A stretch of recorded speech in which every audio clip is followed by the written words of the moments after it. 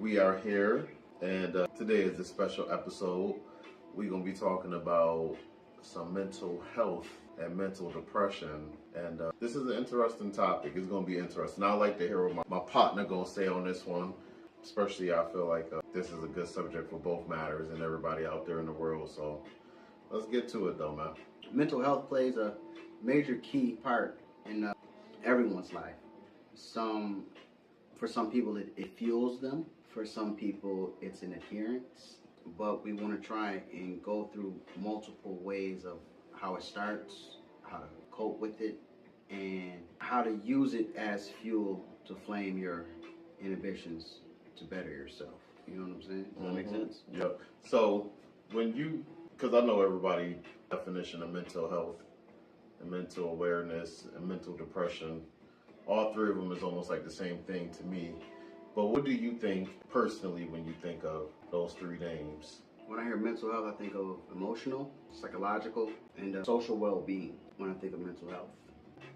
Not just PTSD, because it affects everyone, not just military members. It affects normal people in their everyday life. Certain events that cause you to suppress certain things, that triggers things in you in your everyday life that you don't even know that are affected. I believe it. And a lot of times our culture, we go through a lot and we be in denial about a lot of certain things that we go through. And it stems from some sort of mental instability, I'll say. The health and the things that we go through sometimes is not normal. And the things that we go through, in the end, as an adult, it builds strength. But as a child and a teenager, it builds a lot of struggle. So, how are you doing today, D? My man D gotta go Metal Gear Solid. He might as well put the box over his head while he's crawling under the floor. We appreciate you, bro. Snake! Word. But yeah, a lot of times as a teenager, man, when we think about the stuff we go through, it's not normal.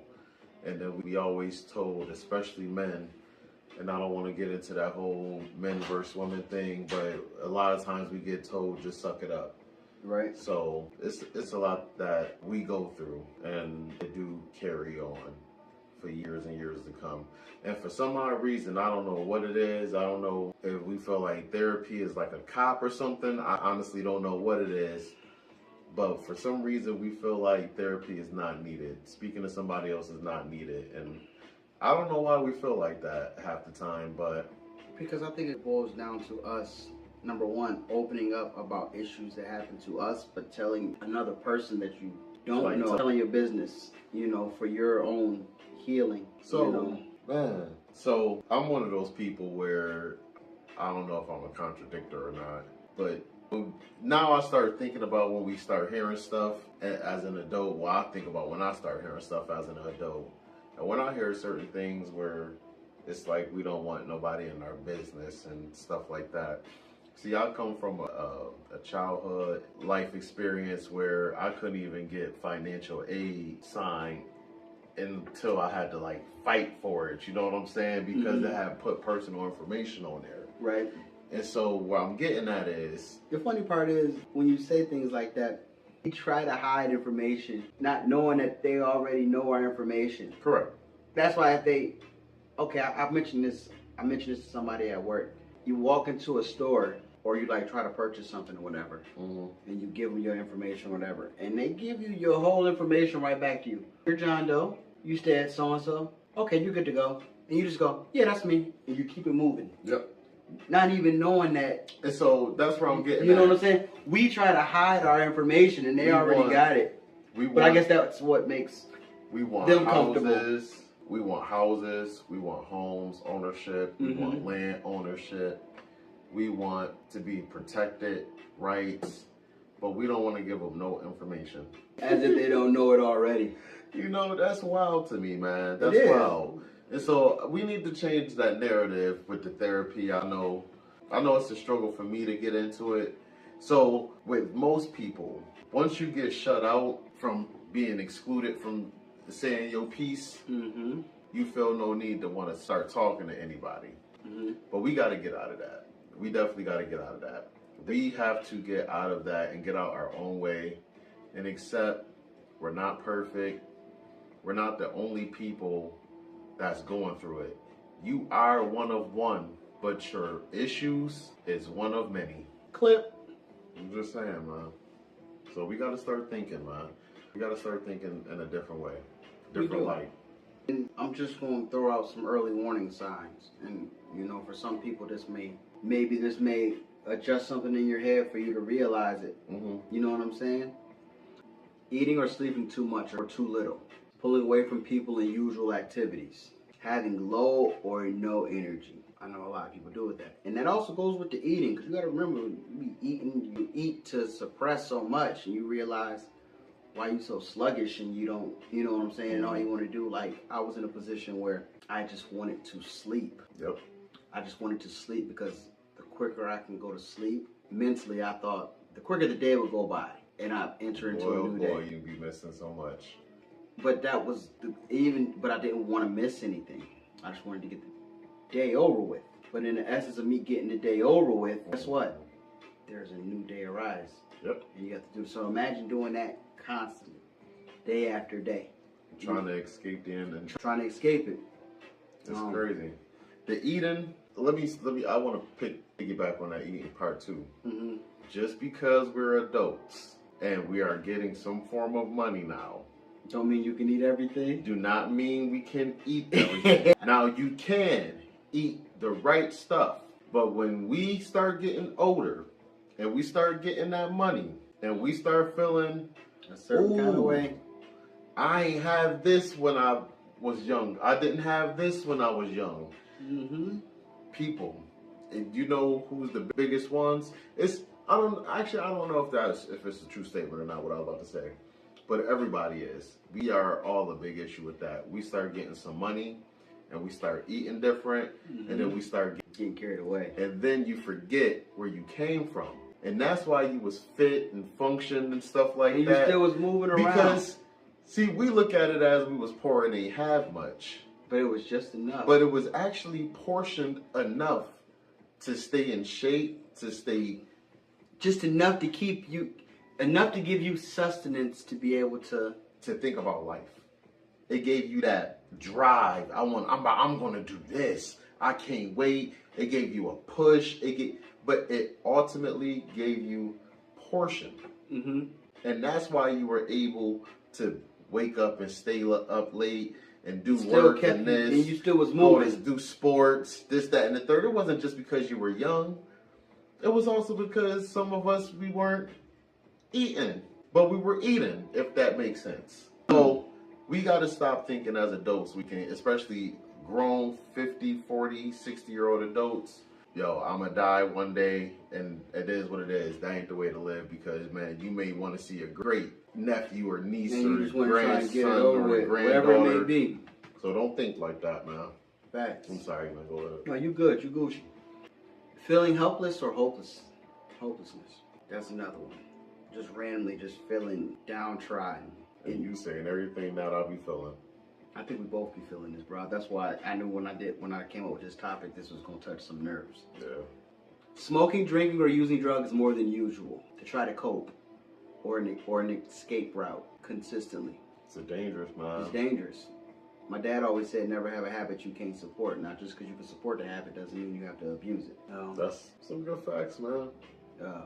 Feeling unusually confused, forgetful, on edge, angry, upset, worried, or scared. That's another one. So, I know we be scared to talk to people. I'm going to stick with this. We got to start talking to people. Yeah? The right people. Yeah, you got to talk. Yeah, you just can't just be talking to people. I think we said this before in a conversation. About just talking to people that just be talking, but don't have nothing to provide. And then sometimes you can't talk. Everybody can't. To your mom and your sisters and them, they can only take you so far. You know what I mean? They can give you a push and a drive, but I'm pretty sure once you plateau and hit certain peaks, all those issues that you try to suppress is going to come all the way back. Mm-hmm. And you're going to be, and that's where a lot of suicide come in. Right. Because you keep on trying to suppress it with success. And as you start going towards success, start getting help. trying to tell you. Because once you hit that peak of success, you already got the help. You got the mental help. You won't be clouded. You won't be so mind clouded. The ideas and things you want to be able to do will be more clear. So, yeah, man. It's very heavy duty, especially when it comes to, since you mentioned the suicide rate, the statistics of men to women that actually commit the suicide is a lot higher. And we kind of already know that because men want to go through it and get it over with. And I'm not trying to downplay women or anything, because I know that those things happen. But it's a true fact, you know, because you've been taught as a young age, you know what I'm saying, man up, hold it down, grow up, you know what I'm saying? Yo, again, it's tough.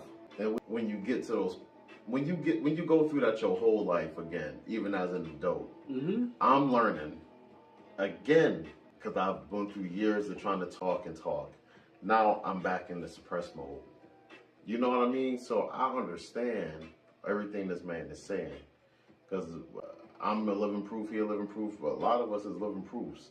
But yeah, we're not just talking because it's just a subject to talk about. This is stuff that we're trying to get off our chests too. You know. And these are conversations. The conversation that we having with you guys is a conversation that me and him have on a regular basis with each other.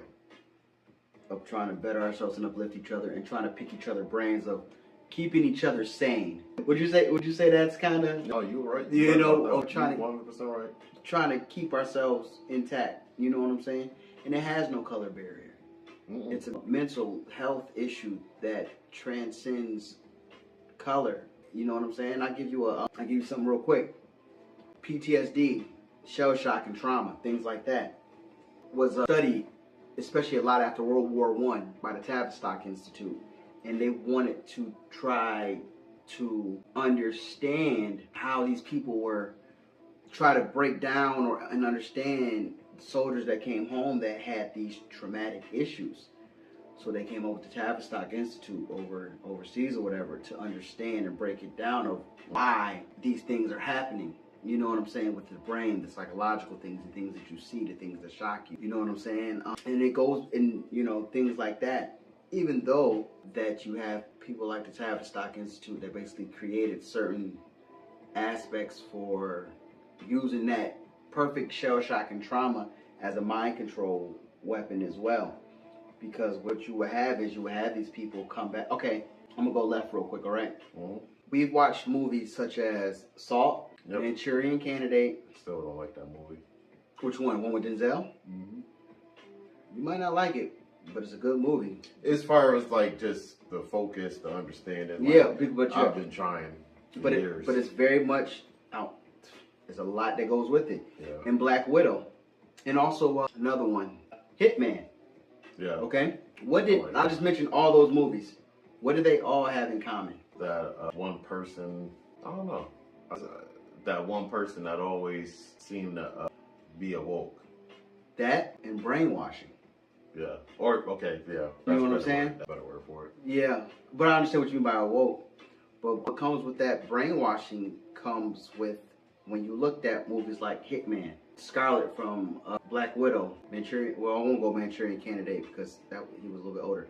But they all, in Salt, they all started with Angelina Jolie. Angelina Jolie. Yep. They all started with these kids that were traumatized. And they used that to their advantage to decompartmentalize their mental stability. Sounds crazy, but there are documents that basically have said, there are documents that were labeled MK Ultra that basically have said a lot of these things, that someone that has been traumatized, it's easier to control them and easier for them to be manipulated, because it makes them decompartmentalize a lot of their transgressions that they had when they was younger. I try and tell a lot of people, movies is real. And they are ahead. And what does one guy say? Anything that they show you on TV, they're at least 30 to 40 years way of what they show. A Rowdy Hyper movie. That's one of my favorite. Not only is it my favorite movie, I personally live by that. Because once you start to see certain things, it makes sense. they bring all these things, but you see it as an alien format, and you see aliens, not knowing that the aliens that are actually here that you're seeing are people that have a belief system that believe that they have a right to rule. You see aliens, you go, okay, good movie. But that's how it goes.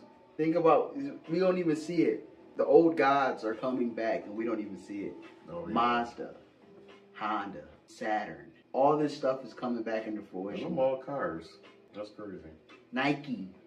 All these things are these are old gods basically still in fruition in today's days that we are actually seeing. And we don't even pay attention to it. We're just like, oh, that's cool. Yeah. Somebody said, what's a Mazda? Cool car. All right. Saturn, cool name. Nike, okay. I'm about to say, ain't nothing good about that dang old car, I feel. You know what I'm saying? Nike, good shoe brand. Where did it come from? Where's the name from? We don't know. You see Goddess of Victory.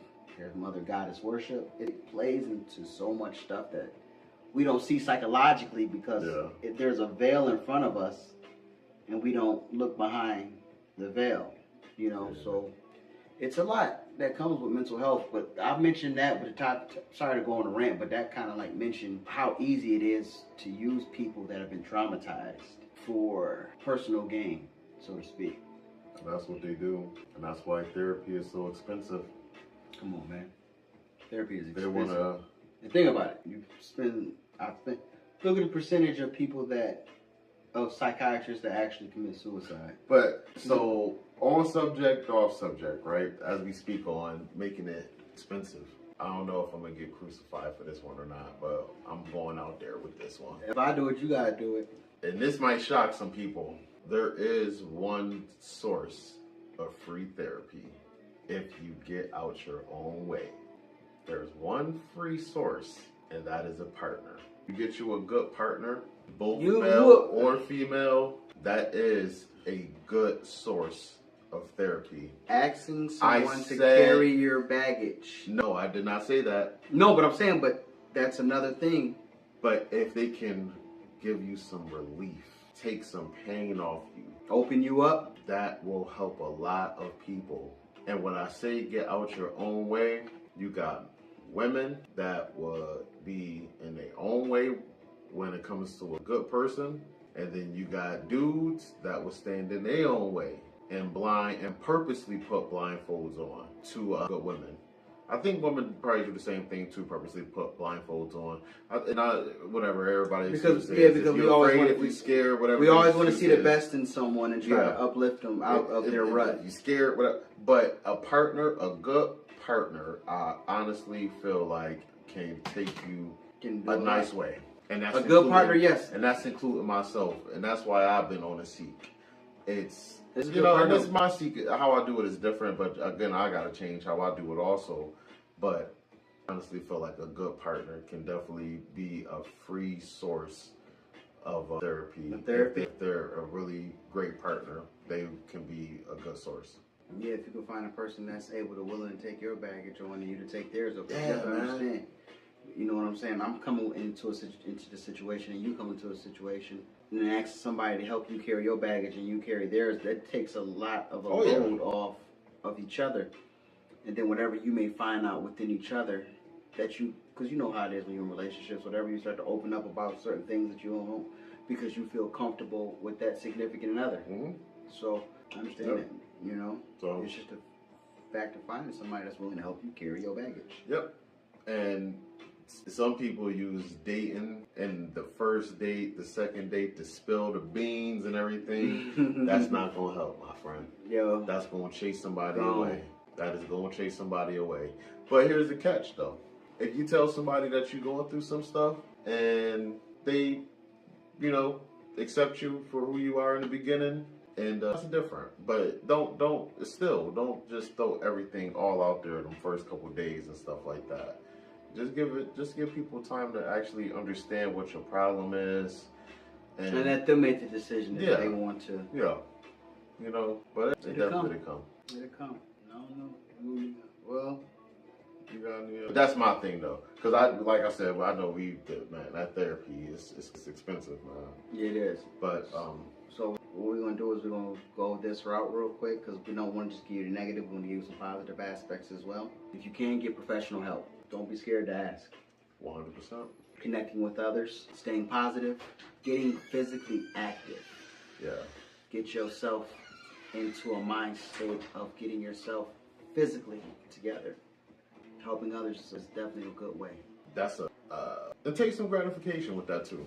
Don't just say I helped and that's supposed to automatically diminish everything. No, take some gratitude and put some seasoning onto that to help, because it's not the one deed helps in small increments, but then the gratitude helps go a long way. Absolutely.